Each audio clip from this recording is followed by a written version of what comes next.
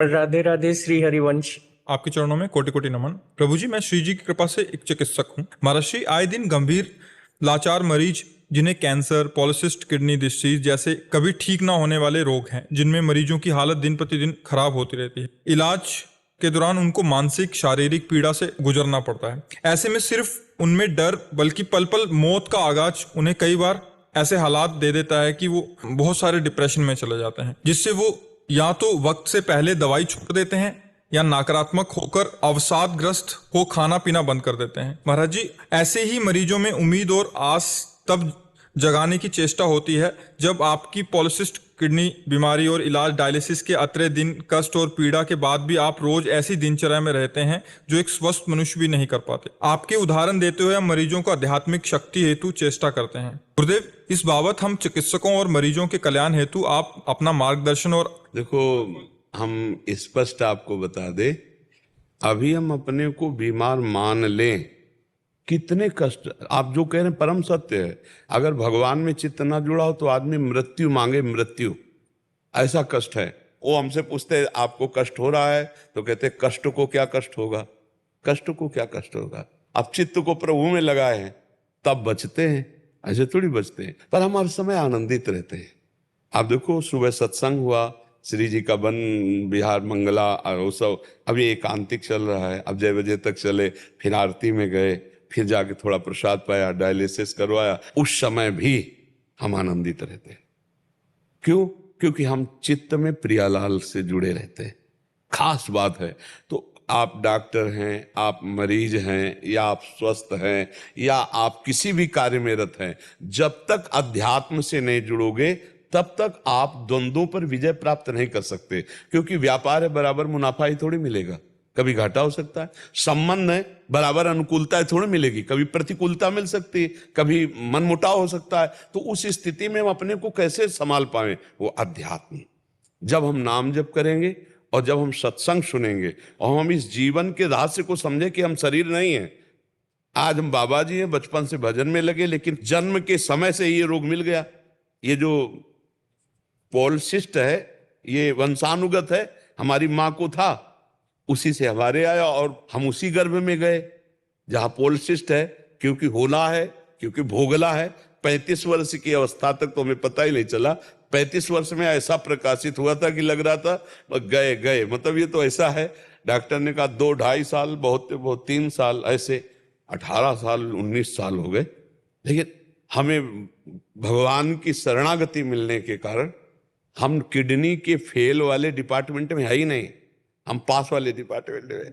क्यों? हम श्री जी से जुड़े हुए हैं, भगवान से जुड़े हुए। इतना भी भय नहीं है। 2 किडनी दोनों फेल हैं, अगर 4 5 6 होती, सब फेल होती तो भी भय नहीं होता। मरने का भय नहीं है। तो हम क्या, प्रसन्न रहने के कारण हमें आज तक अभी वो खून वाला सिस्टम वाला परेशानी नहीं है।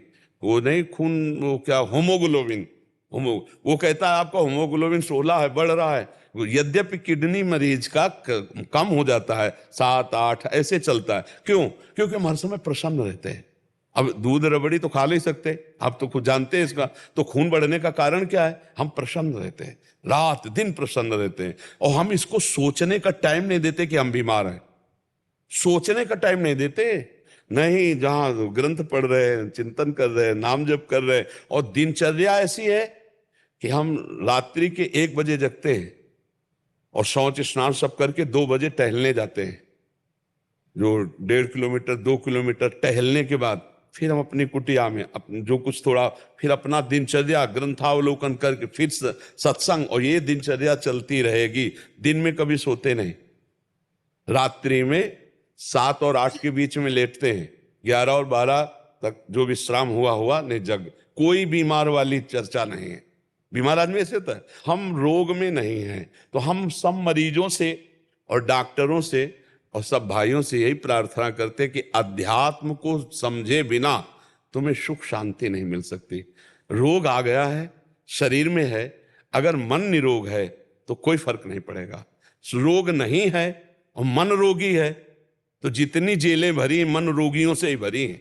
जेलें जो भरी है ना मन रोगियों के, दिमाग के रोगी जो है ना, हिंसा, द्वेष, व्यभिचार, पापाचरण कर रहे हैं, और मन स्वस्थ है, शरीर अस्वस्थ है, तो बहुत आनंद रहता है, कोई फर्क नहीं पड़ता। ये छोटा मोटा रोग नहीं, आप खुद समझ रहे हैं, ये छोटा मोटा रोग नहीं है। और भगवान की शरण में और संयम से पूरा जीवन रहा। ब्रह्मचर्य का एक बहुत बड़ा प्रताप होता है। तो एकदम हर नस नाड़ी में एक अव्यक्त तेज रहता है, अव्यक्त उत्साह रहता है, ओज रहता है। कोई भी कार्य, जैसे कि परिक्रमा चला जाए, हाँ हाँ ये थोड़ी आगे हम किडनी फेलियर है, पर हमारा उत्साह इतना जोर का रहता है कि किसी कार्य में निगेटिव सोच है ही नहीं, पॉजिटिव पॉजिटिव है, तो हम आनंदित रहते। अब जैसे ये तो फेल हो गया तो हम पॉजिटिव हुए, भगवान कोई ना कोई रास्ता तो रखे होंगे ना। अब हम चिंतित नहीं हो गए अब क्या होगा, हाय क्या, वही होगा जो मंगल विधान, और आज तक हम देख रहे हैं हर कार्य मंगल विधान उनका हो रहा है। ये क्या है? भगवान का प्रताप। तो इसीलिए अगर भगवान से जुड़ जाए कोई भी तो परम मंगल हो जाए। पर चित्त क्या है? भगवान से जुड़ता नहीं, अपना भरोसा रखता है, अपनी कमाई का, अपने मित्र का, अपने, लेकिन भगवान का भरोसा नहीं। तो हम ये कहते हैं कि अगर हमारा चित्त भगवान से जुड़ा है और हम भगवान का नाम जप कर रहे हैं और भरोसा भगवान का रखें तो बहुत आनंद की प्राप्ति हो जाए। पर अब क्या है कि जैसे आग लगने पर कुआं खोदना मूर्खता ही कही जाएगी। अब जैसे आदमी परेशान स्थिति में आ गया, अब उसको ये ज्ञान नहीं सुहाएगा, अब नहीं सुहा, क्योंकि आग लग चुकी, अब कुआं खोदने से मतलब। तो यावत स्वस्थमिदम कलेवरम यावत च दूरे जरा, भर्तरी जी कह रहे, जब तक रोग दूर है और बुढ़ापा दूर है, समस्या दूर है, तब तक तुम अपने चित्त को भगवान में जोड़ लो तो तुम निकल जाओगे। नहीं, उस घटना परिस्थिति में ऐसा दम होता है कि तुम उसमें भगवान में चित्त जोड़ ही नहीं सकते, क्योंकि माया इतनी प्रबल है। अब जैसे एक आदमी का परिवार लुट गया, व्यापार हानि को प्राप्त हो गया, अब उसे कहो भगवान में चित्त जोड़ो, वो तो गाली देगा भगवान में। अब जैसे बचपन से चित्त जुड़ा भगवान की कृपा पहले से, और उसको पता हो चुका मेरा शरीर अब जाएगा, अब उसको ये पता नहीं कि जितना बचा उससे मैं कमा लूं भगवान नाम और अपना कल्याण कर लूं, तो कल्याण से तो मतलब नहीं रह गया और शरीर स्वस्थ होगा नहीं, और अब इतनी दम नहीं रहेगी कि चित्त भगवान में जोड़ ले। ये दुर्दशा जीव की है। अगर वो जीव अब भी जोड़ ले तो जोड़ सकता है, पर वो बीमारी में हमने देखा है मरीज मोबाइल में फिल्म देख रहे हैं और डायलिसिस हो रहा है, उनको पता है कि कौन सा डायलिसिस अंतिम हो सकता है, लेकिन अपने जीवन का मंगल नहीं सोच रहे। सीरियल है, गंदी बातें इधर उधर देख करके मोबाइल में, ये दुर्दशा जीव की है। कैसे? अब वो समय काट रहा 4 घंटे फिल्म देख के, और यहां समय आंख मूंदी अंदर 4 घंटे नाम जप में तन्मय है। महाराज डायलिसिस होगा, हाँ चलो ठीक, हटा, फिर अपने चिंतन, कब डायलिसिस हुआ हमसे मतलब क्या। अब वो फिल्म देख रहा है, वो मोबाइल देख रहा है, वो कैसे चैन से रहेगा? चित्त भगवान में जोड़ा नहीं तो हम शरीर से जोड़ा, अब शरीर मरने की बात है तो अब घबराहट है। बड़ी अव्यवस्था, हम मानते हैं बड़ी अव्यवस्था है, पर उस अव्यवस्था में अगर अब भी भजन कर ले तो भगवत प्राप्ति हो जाए। क्योंकि भय का अवसर तो है ही है कि कभी भी मृत्यु हो सकती, पर है बहुत कठिन भाई, है बहुत कठिन। उस अवस्था जब स्वस्थ था तो भोगों में चित्त था, अब अस्वस्थ है तो शरीर नष्ट होने वाला है, इस बात की चिंता है, धन की चिंता है, कष्ट की चिंता है, भगवान के चिंतन की तो गुंजाइश ही नहीं रह गई। तो हम सब प्रार्थना करें कि उनका चित्त अगर प्रभु में जुड़ जाए तो समस्या का समाधान है, अन्यथा कोई समस्या का समाधान नहीं। ये बड़ा भयावह संसार है, बड़ा भयावह संसार है। भगवान के आश्रय तो बहुत आनंद है, भगवान के आश्रय से ही आनंद है, अन्यथा दूसरा कोई आनंद नहीं। अच्छा, चाहे जितना धन संपत्ति और स्वस्थता आपके पास हो, मरोगे तो है ही एक दिन, और साथ कुछ जाना है नहीं। तो अगर नाम जप नहीं है तो एक बार एक सज्जन आए थे, तो उन्होंने कहा कि प्रभु मेरे अंदर एक भय सता गया है। कहा क्या? बोले सब कुछ है, लेकिन अब हमें डर लग रहा है कि मरूंगा तो सब छूट जाएगा हमारा, अब इस डर से मुझे कौन बताए। तो ये डर हटाने के लिए ही भजन है। सब कुछ है लेकिन अब मरोगे, अब जाना पड़ेगा, अब छोड़ के जाना पड़ेगा पत्नी पुत्र परिवार, क्योंकि वृद्धावस्था आ गई तो सूचना मिल गई कि अब जाना ही जाना है। तो वो घबरा रहे थे कि क्या उपाय हमका? एकमात्र भजन।